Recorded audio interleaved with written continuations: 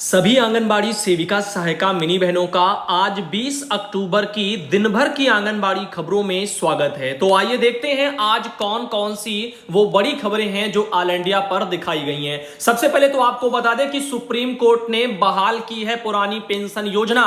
तो पुरानी पेंशन योजना बहाल किए जाने को लेकर के एक बहुत ही जरूरी सी जानकारी आज ऑल इंडिया पर दिखाई गई थी। फिलहाल के लिए सुप्रीम कोर्ट के इस फैसले से सभी कर्मचारियों के चेहरों पर एक बार फिर से खुशी की लहर देखने को मिली है। आपकी जानकारी के लिए आपको बता दें कि पुरानी पेंशन बहाली के मामले में सुप्रीम कोर्ट ने एनपीएस जो कर्मचारी हैं उनको बड़ी जो है एक राहत दी है। अधिक जानकारी के लिए आपको बता दें कि ये 4 लाख जो नियोजित शिक्षक हैं उनको भी इसका लाभ मिलेगा। तो यहां पर ये एक बहुत ही जरूरी जानकारी आज दिखाई गई थी, जिसको भेजा था हमारे पास सरोजनी गुप्ता बहन लखीमपुर खीरी से आती है, यानी उत्तर प्रदेश के लखीमपुर खीरी जिले से। अब बात करते हैं अगली जानकारी की। जैसा कि आप देख सकते हैं एक और बहुत ही महत्वपूर्ण सी खबर आप सब बहनों की निकल के आ रही है, जो कि उत्तर प्रदेश में निदेशालय लखनऊ से 19 अक्टूबर का गौरव शुक्ला उप निदेशक जी का लेटर था और सभी जिलों के डीपीओ महोदयों को भेजा गया था, जिसमें कहा गया था कि आधार सत्यापित वास्तविक जो लाभार्थी हैं उनकी सूचना के प्रेषण के संबंध में। अधिक जानकारी के लिए आपको बता दें कि यहां पर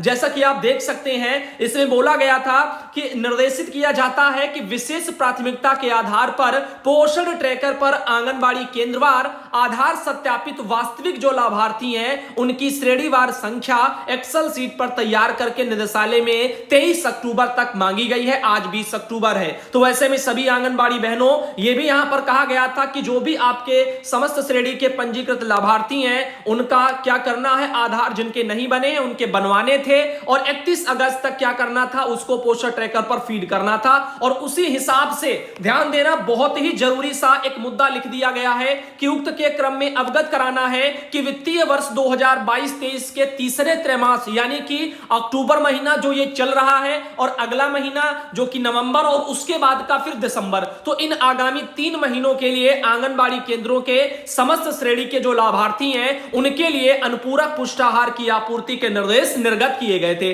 अब चलते हैं आगे, अगली जानकारी आपको बताते हैं क्योंकि ये स्पेशल खबरें हैं और दिन भर की खबरें आपको एक ही वीडियो में हम देते हैं ताकि बहुत से भाई बहन अगर कोई वीडियो उनका छूट जाता है तो सरसरी नजर में ऐसे भी इसको देख सकते हैं। अब देखो अगली खबर थी कि यूपी के बस्ती जिले के हरैया ब्लॉक में नवंबर 2021 से अप्रैल 2022 तक का भी मानदेय नहीं आया है। तो मैंने बहन आपको बताना चाहा है कि आप अपने डीपीओ महोदय से बात करें, उनको अवगत कराएं, जो भी दिक्कत थी उसका वही निराकरण करेंगे। मानदेय आने का जो प्रोसेस है वो उनके अधिकार क्षेत्र में आता है और वही इस पर संज्ञान लेंगे। ऐसे एक मैटर आया है, चुन्नी बहन है जो कि राजस्थान से आती हैं और जिन्होंने राजस्थान में मानदेय को लेकर के अपनी आवाज को लगाया था। और जैसा कि आपको पता है राजस्थान सरकार में निदेशक जी का एक लेटर जारी हुआ था कि 3 दिन के अंदर राजस्थान में आंगनबाड़ी बहनों का दिवाली से पहले, दिवाली के ध्यान में रखते हुए पैसे का समस्त मानदेय का भुगतान हो जाए, प्रोत्साहन का भुगतान हो जाए, ऐसे ऑर्डर आए थे। लेकिन अभी तक जो है पैसे लगने तक जो है राजस्थान में शुरू नहीं हुए हैं। मानदेय को लेकर के अभी आगे का कोई प्रोसेस ऑल इंडिया तक नहीं आया, अगर आएगा तो बताएंगे। आगे बात करते हैं, सरिता आचार्य बहन है, चित्तौड़गढ़ से आती हैं और राष्ट्रदूत में एक ये खबर प्रकाशित की गई थी, मांडलगढ़ के 292 आंगनबाड़ी केंद्रों में लोहा बॉक्स खरीदने में घोटाला हुआ है, जिसको लेकर के यहां पर एक ये खबर प्रकाशित हुई है। आप देख सकते हैं कि इसके लिए पैसा आया था लगभग 5,960 रुपया खरीदने के लिए, लेकिन इन बॉक्सों को आंगनबाड़ी बहनों के खातों में पैसा डाला गया था खरीदने के लिए। लेकिन हुआ क्या, विभागीय अधिकारियों ने जबरन कार्यकर्ताओं से वो पैसे मंगवा लिए, यानी ऐंठ लिए और अपने आप खरीद करके और एक बड़ा घोटाला करके कार्यकर्ताओं को पूरी कीमत में 6,000 में ये सब खरीद करके उनको जो है सौंपे हैं। अब ऐसे में इनकी खरीद को लेकर के सवाल खड़े हो रहे हैं और भ्रष्टाचारी का एक जीता जाता उदाहरण भी इस समय social media, electronic print media में प्रकाशित हो रहा है। आगे चलते हैं और बताते हैं, अगली एक जानकारी थी कि यहां पर मध्य प्रदेश से ये बहन है और कह रही हैं कि हम लोगों का मानदेय 4 महीने से नहीं आया है, क्या आप बता सकते हैं कि कब आएगा, दिवाली से पहले आ सकता है कि नहीं। तो बहन अब तो लगता नहीं है क्योंकि आज हो गया थर्सडे, कल हो जाएगा आपका फ्राइडे, तो अब ऐसे में कल शुक्र और फिर शनिवार 2 दिन बच गए, उसके बाद हो जाएगा आपका कितना 22 तारीख, फिर 23 को आपका पड़ जाएगा संडे, और फिर 24 से तो आपकी दिवाली की सब छुट्टियां ही हैं। तो अब फिर क्या रह गया? 2 दिन में पैसा अगर जो लग भी जाएगा, तो अगर क्लियर नहीं हुआ उसी दिन तो फिर किसी काम का नहीं। तो कहीं ना कहीं ये जो भी हो रहा है हर एक राज्य में बहुत ही गलत हो रहा है। सरकारों ने और विभाग ने जो लेटर तो निकाल दिए, लेकिन उन पर अमल नहीं किया, उसको लागू नहीं किया, और उस पर जो है कार्रवाई आगे नहीं हुई विभागीय स्तर से। अब देख सकते हैं यहां पर सीमा श्रीवास्तव बहन सिद्धार्थनगर से, जिनके वहां आंगनबाड़ी सेंटर पर वहां पर जो है बाढ़ के कारण हाहाकार मचा है, बहुत पानी भरा है। 15 अक्टूबर से वहां पर जो है आंगनबाड़ी केंद्र बंद है। अमित बख्शी भाई ने जानकारी भेजी थी।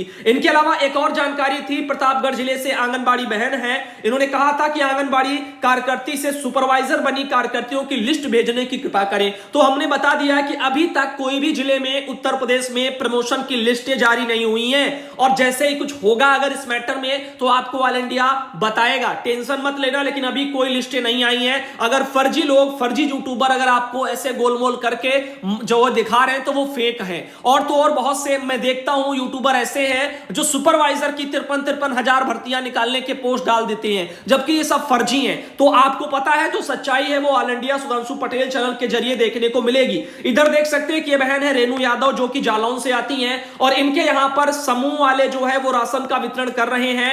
मार्च से अक्टूबर तक का राशन समूह ने वितरण किया है। मैडम से कहती हैं तो राशन वितरण समूह वाले ही करेंगे, ऐसा बोल देती हैं। और तो और इन्होंने कहा है कि मैडम ने मेरे केंद्र पर ताला के ऊपर ताला लगवा दिया है। तो आप देखिएगा यहां पर इनके सेंटर पर डबल डबल ताले लग गए हैं। अब आप बताओ कि ये सही है या गलत है? इसको लेकर के मैंने सुबह ऑल इंडिया पर सुझाव दिया है, उम्मीद है आपने उसको देखा होगा। अगर नहीं देखा तो देखिए और उस सुझाव के अनुसार आप कार्य करें। वहीं पर अगला एक जो लेटर था बहुत ही जरूरी था, और ये प्रशांत द्विवेदी हैं, अपर मुख्य सचिव उत्तर प्रदेश शासन में, जिनके स्तर से ये सरकारी सूचना 18 अक्टूबर को अभी जारी की गई है। और उत्तर प्रदेश में तमाम जो है अधिकारियों के स्तर पर, विभागों के स्तर पर, निदेशकों को सबको भेजी गई है, जिलाधिकारियों को भी भेजी गई है। और कहा गया है कि राज्य कर्मचारी, राजकीय विभागों में कार्य करने वाले जो प्रभारित कर्मचारी हैं और सहायता प्राप्त शिक्षण एवं प्राविधिक शिक्षण संस्थानों वाले हैं, स्थानीय निकाय वाले कर्मचारी हैं, तथा दैनिक वेतन भोगी भी कर्मचारी, इन सबको 2021 से 22 के लिए 30 दिन के बोनस के भुगतान के संबंध में ऑर्डर आया था। तो 30 दिन का वित्तीय वर्ष 2021-22 के लिए बोनस के भुगतान के बारे में था, और वो कैसे किन किन शर्तों के अकॉर्डिंग काउंट होगा उसके बारे में भी सब दे दिया गया था। तो वो उसके बारे में मैंने आज बात कर लिया है, उम्मीद है आपने इसको देखा होगा। ऑल इंडिया पर ये लेटर अच्छे से दिखाया जा चुका है। इसको भेजा था उषा बहन जो चित्रकूट से आती हैं।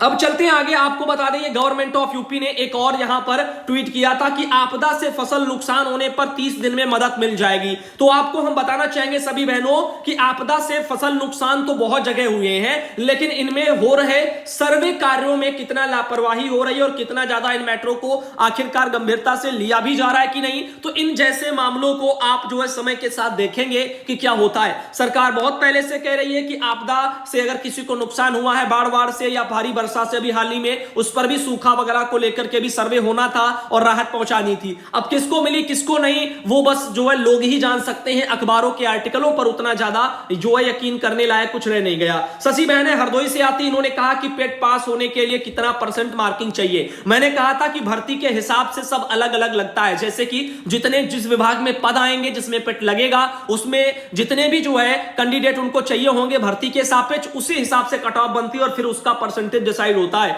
ऐसे होता है ना कि जो है अब बाकी पास मार्किंग मैंने बता दिया था 33% होती है। प्रवीण कुमार जी एटा से आते और इन्होंने कहा था कि 4500 रुपया एटा जिले में जो नहीं आया है, जिसको लेकर के सीडीपीओ मैडम से बात हुई थी, तो उन्होंने कहा कि ऊपर से ही कोई बात होगी। तो हमने भाई सुझाव दे दिया था कि डीपीओ महोदय से एक बार आप बात कर लें, क्योंकि मानदेय लगाने या फिर इन चीजों की जो जिम्मेदारी है वो डीपीओ महोदय के स्तर से है। और ले चलते हैं आगे, बताते हैं। ये देखिएगा सांसद बने हैं महिला एवं बाल जो है कल्याण समिति के सदस्य। तो ये है सांसद घनश्याम सिंह लोधी जी, और ये खबर रामपुर जिले से निकल के आ रही थी। इनके बारे में भी आज ऑल इंडिया पर चर्चा हो चुकी है। और तो और आगे आपको बता दें, हमारे पास ऋषभ कुमार के नाम से एक इनका आईडी है, और ऑल इंडिया पर इन्होंने क्या किया था, 17 अक्टूबर को उन्होंने पोस्ट डाला था कि सुषमा देवी बहन है, सुजानपुर से, जिला कासगंज में है, और भैया जी मेरे घर में आग लग गई है, मेरे सभी घर का सामान और सभी कपड़े और सभी अभिलेख सब कुछ जल गया है। तो एक इस तरह से सूचना भी निकल करके इनके वहां से आ रही है। और आगे ले चलते हैं, उषा देवी बहन गोंडा से आती हैं और यहां पर उषा बहन ने भी अपने वहां 19 तारीख को हमको कल एक ये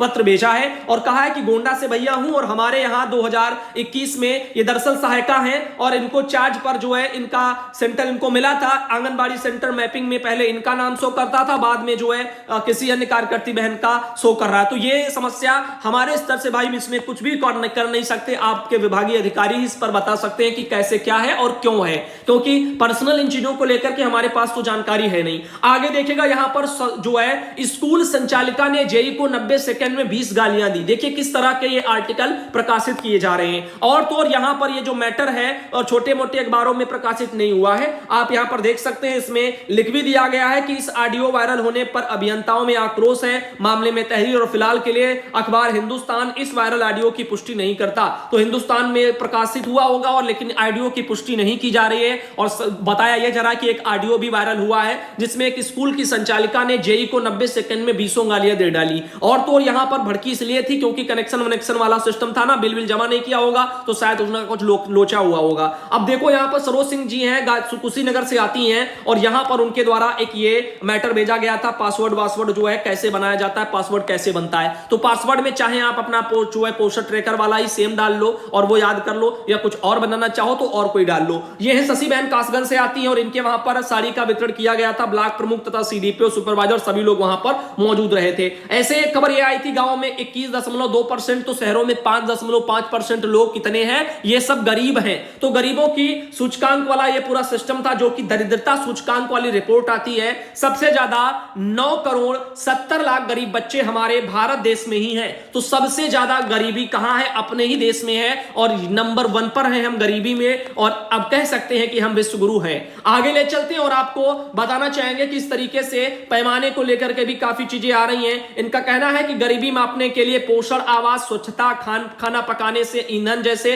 विभिन्न जरूरतों को देखा गया है। कुल गरीबों में से 3.9% के पास इन चारों का अभाव है। इनकी संख्या 4.55 करोड़ है। भारत के 3.44 करोड़, बांग्लादेश के 21 लाख और पाकिस्तान के 19 लाख नागरिक हैं। अब देख लो भारत के कितने ज्यादा हैं। अब देखो पॉपुलेशन ज्यादा है तो कहीं ना कहीं तो उसका भी तो असर आएगा, तो जाहिर सी बात है आंकड़े तो ज्यादा होंगे ही। लेकिन ऐसा भी नहीं है कि हम जो है विश्व गुरु बनने की इस होड़ में लगे हैं कि यहां पर देख ही नहीं रहे हैं कि हम गरीबी के किस जो है स्टेज पर खड़े हैं और यहां पर जो है वहां पर भी नंबर 1 पर ही है और सबसे ज्यादा जो है गरीब लोगों को हम यहां पर जनरेट कर रहे हैं। तो ऐसे में गलत है, क्योंकि अगर रोजगार उत्पन्न होंगे, कुछ अच्छा होगा तो फिर यहां पर आंकड़े कम हो जाएंगे। कम से कम हम मानते हैं कि संख्या पर ना जाओ, आप संख्या पर नहीं, परसेंटेज पर लेकिन जाया जाएगा। अब परसेंटेज बताएगा कि वहां पर जो है कितना है, क्योंकि संख्या तो अब पॉपुलेशन ज्यादा है तो हो ही जाएगी, लेकिन इसका मतलब ये नहीं कि जो है वो ज्यादा है तो हम परसेंटेज में भी सबसे आगे होंगे। परसेंटेज में होंगे तो जाहिर सी बात और ज्यादा हो जाएगा। तो परसेंटेज अगर गिराओगे, कम होगा,